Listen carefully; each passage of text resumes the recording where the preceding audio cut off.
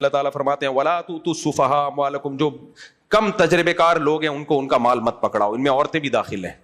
مت پکڑاؤ. عورتوں سے مراد جو کم عمر بچیاں ہیں، 16 سال 17 سال کی کم عمر، ان کو مت پکڑاؤ. کیوں؟ اس لیے کہ اللہ کو پتا ہے کہ دوسرے کھا جائیں گے ان کا مال. لیکن کیا کرو؟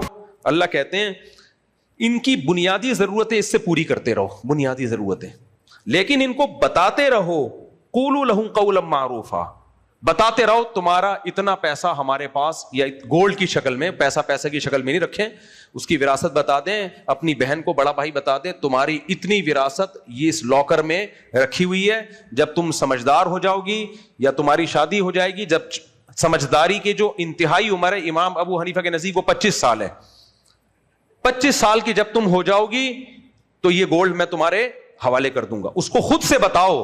آج بتاتا ہے خود سے؟ کوئی پوچھے تو غصہ آنے لگتا ہے. وہ بہن اگر پوچھ رہے نا بھائی ابا کی وراثت کا کیا ہوا، کیا مجھے چور سمجھا ہوا ہے، میں وراثت کھاؤں گا؟ دے دیں گے نا، بھاگی جا رہی ہے کیا؟ بھائی جس کا پیسہ ہے آپ نے خود اس کو ایکسپلین کرنا ہے.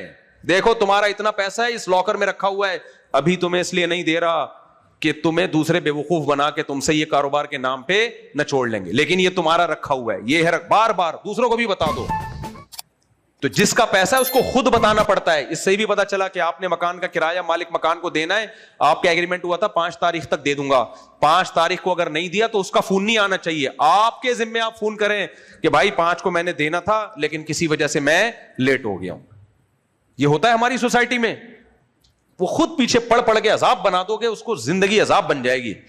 تو اس لیے اللہ نے فرمایا یتیم کو بتاتے رہو تمہارا اتنا پیسہ، یہ دکان طارق روڈ پہ تمہاری ہے، ہماری نہیں ہے، اس کا کرایہ جمع ہو رہا ہے.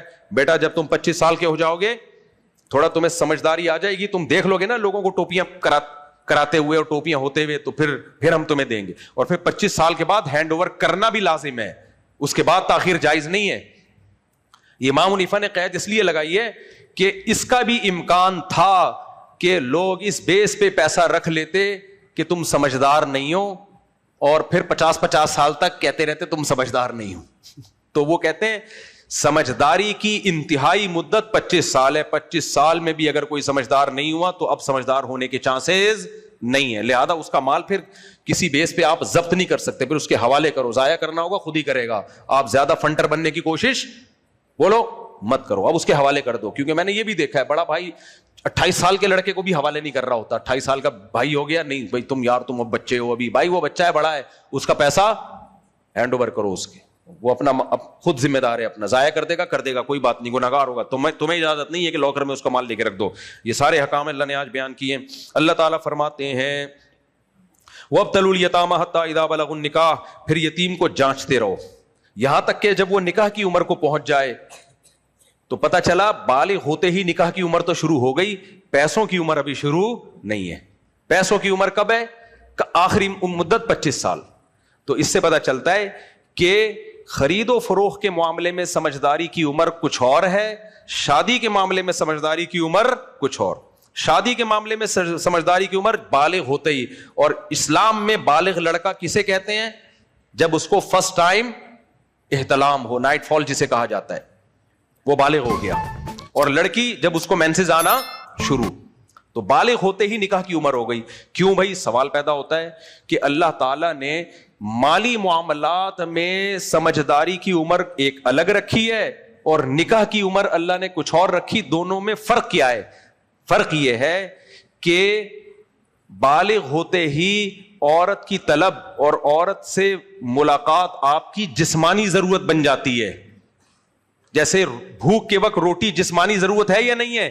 اس کے لیے سمجھدار ہونا ضروری نہیں. آ رہی سمجھ میں؟ رہنے تو میں جا رہا ہوں. تم لوگ جملہ کمپلیٹ کیا کرو میرے بھائی. دیکھو جب بھوک لگتی ہے تو بچہ سمجھدار ہو یا نہ ہو روٹی کھلانی ہے اس کو، باڈی کی ریکوائرمنٹ ہے. تو لڑکی جب بالغ ہو گئی تو اس کی زندگی میں شوہر کا ہونا اس کی باڈی کی ریکوائرمنٹ ہے. لڑکا جب بالغ ہو گیا اس کی زندگی میں بیوی کا ہونا اس کی باڈی کی ریکوائرمنٹ ہے. اسلام چونکہ دین فطرت ہے، قرآن دین فطرت ہے، اس لیے قرآن نے لڑکا اور لڑکی کی بلوغت کی عمر کو نکاح کی عمر قرار دیا ہے. مالی معاملات میں متولی بننا اور مالی معاملات میں سارا ان پر اعتماد کرنا، سمجھدار ہونا، اس کی عمر نہیں قرار دیا. سمجھ میں آ رہی ہے بات؟ تو یہ ایک فرق ہے, اور آج کی سوسائٹی میں یہ فرق ختم کر دیا. اس لیے بلوغت کی عمر قرآن کی نظر میں, اور یہ کم بخت قانون بنا رہے 18 سال سے پہلے لڑکی کی شادی نہیں ہو سکتی. بنانے دو, اپنا مذاق خود ہی اڑواتے ہیں, کیا خیال ہے؟ اچھا میرے بھائی, ہم نے تو 2 بھانجیوں کی شادی 13 سال میں کی, اپنی بیٹی کی شادی 13 سال میں کی, ایک بیٹی کی شادی 16 سال میں کی. کھلے عام کہہ رہا ہوں, جس نے کیس کرنا ہے کر کے مجھے جیل میں بھجوا دے, میرے لیے بڑی خوشی کا دن ہوگا جس دن جیل جاؤں گا. اس کے بعد آ کے پھر یہی کام کروں گا, لوگوں کو یہ ترغیب دوں گا. ہماری بات. اور اللہ کا شکر ہے جن بچیوں کی ہم نے شادی کی 5-6 سال ہو گئے, ان کی شادیوں کو خوش ہیں وہ. اگر میں ان کی شادی ڈیلے کرتا, اچھا رشتہ ہاتھ سے نکل جاتا. رشتے تلاش کرتے رہو بیٹھ کر. تو اللہ نے اچھے رشتے دے دیے, اللہ اچھا ہی رکھے. ایسا نہ ہو کہ یہ بیان سن کے گندے ہو جائیں وہ. اچھا ہی رکھے اللہ, ان کو خوشی رکھے اپنے گھر میں, اور آپ لوگوں کی نظر بد سے اللہ تعالیٰ بچائے. آپ لوگ کی نہیں, مذاق سے کہہ رہا ہوں, آپ کیوں نظر بد سے بتاؤ. تو بھائی ہم تھوڑی پاگل ہیں جو ان بے وقوفوں کی وجہ سے اپنے نظام کو اتنا پیارا سسٹم. ہاں 13 سال کی عمر میں لڑکی کا اچھا رشتہ نہ ملے پھر نہیں کرو. 13 سال کا مطلب یہ نہیں کہ جو آڑا ترشا آ رہا ہے بس پکڑا دی, نہیں آ رہا تو بھائی 40 سال میں بھی نہیں کرو. لڑکی کی شادی ہمیشہ کفو میں ہوگی, اس سے بہتر یا اس کے برابر میں ہوگی. اس کے بہتر یا برابر ہے تو کرو, نہیں ہے تو 40 سال میں بھی نہیں کرو. غلط جگہ شادی کرنے سے بہتر ہے بٹھا کے رکھو. سمجھتے ہو کہ نہیں سمجھتے؟ آگے چلو میرے بھائی. اللہ تعالیٰ فرماتے ہیں کہ فَإِذَا دَفَعْتُمْ إِلَيْهِمْ أَمْوَالَهُمْ فَاشْهِدُوا عَلَيْهِمْ. جب لڑکا سمجھدار ہو جائے نا, اب تم اس کی وراثت اس کے حوالے کر رہے ہو, لڑکا ہو یا لڑکی جو بھی ہو, تو گواہ بھی بنا لو, تاکہ کل کوئی تمہارے اوپر انگلی نہ اٹھائے کہ یہ بھائی وراثت کھا گیا ہے, یہ چاچا وراثت کھا گیا ہے. کتنی قرآن میں تاکید ہے یا نہیں ہے؟ اللہ کہہ رہے ہیں گواہ بھی بنا دو. بھائی دیکھو کلیئر, اس کا 1 روپیہ میں نے نہیں کھایا. آج کوئی گواہ بنا رہا ہے؟ کچھ بھی نہیں. ہمارے پاس جو سوالات آ رہے ہیں نا لوگوں کے مسائل, 1980 میں ابا کا انتقال ہوا تھا, پر پوتوں میں وراثت تقسیم ہو رہی ہے, کون کھاتا رہا اس دوران, کہاں گئی, کوئی پوچھنے والا نہیں ہے. اور یہ ان لوگوں کی ہے جو تہجد گزار ہیں. ماشاءاللہ, صلو علی الحبیب. آگے اللہ تعالیٰ فرماتے ہیں عربوں میں عورت کو وراثت میں کوئی حصہ ہی نہیں تھا, تو اللہ نے اس حکم کو منسوخ کیا. فرمایا للرجال نصیب مما ترک الوالدان والاقربون, والدین اور رشتہ دار جو کچھ چھوڑ کر جائیں گے مردوں کو بھی حصہ ملے گا. وللنساء نصیب مما ترک الوالدان والاقربون, اور رشتہ دار اور والدین جو کچھ چھوڑ کر جائیں گے عورتوں کو بھی اس میں حصہ ملے گا. یہاں ایک سوال پیدا ہوتا ہے, اسلام نے عورت پر یہ احسان کیا کہ اس کو وراثت دی, لیکن آدھی کیوں دی؟ سوال پیدا ہوتا ہے کہ نہیں ہوتا؟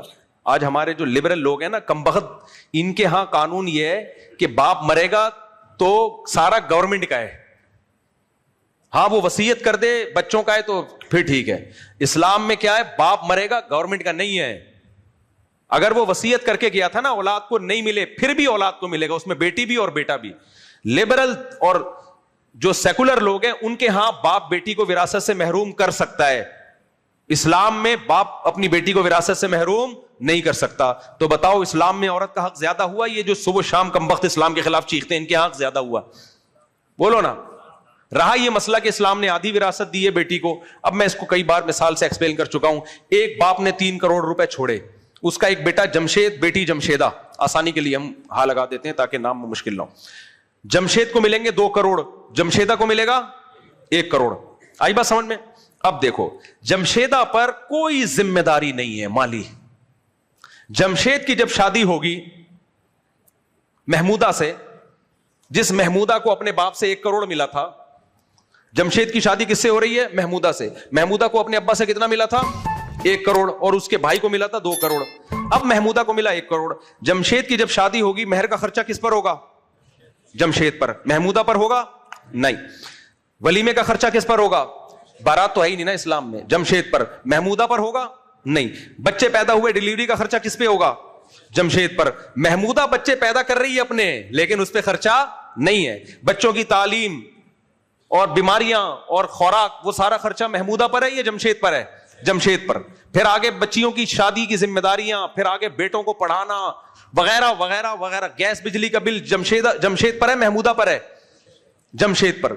بل, گیس کا بل, بجلی کا بل, سلنڈر ختم ہو گیا, بار بار میں جو اپنے پھٹی ہیں وہ بتانا شروع کر رہا ہوں. اب بار بار ہمارے علاقے میں گیس نہیں آ رہی, بار بار سلنڈر تبدیل, بھیجنا خادم کو یہ سلنڈر لے کے جا, وہ والا سلنڈر اس گھر میں, یہ اتنے سارے ہم لوگ سلنڈر کا میں سوچ رہا ہوں اپنا بزنس شروع کر دوں. یہ سارے خرچے جمشید پر ہیں یا محمودہ پر؟ محمودہ مرے گی 1 کروڑ اس کے پاس ویسے کے ویسے رہیں گے, اور جمشید جب مرے گا کہنے کو تو 2 کروڑ دیے, خرچے 10 کروڑ کے ڈال دیے اس کے اوپر.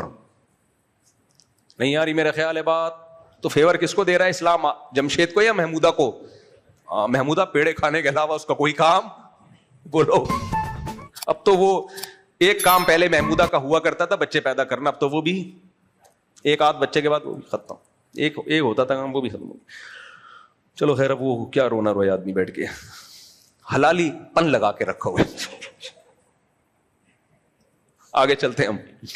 اللہ تعالیٰ فرماتے ہیں نصیبا مفروضہ, اور یہ حصے بھی ہم نے متعین کر دیے ہیں. یعنی بیٹے اور بیٹی کو جو باپ سے ملے گا اس میں بھی تمہیں کانٹ چھانٹ کی اجازت نہیں ہے, کیونکہ اس میں اس بات کا امکان تھا کہ اللہ نے جب یہ کہا کہ بیٹی کو بھی ملے گا بیٹے کو بھی, تو کچھ 2 نمبری میں لوگ کرتے, بیٹی کو 5 روپے پکڑا دیے, چل تجھے مل گیا نا, بس قرآن کے مطابق عمل ہو گیا.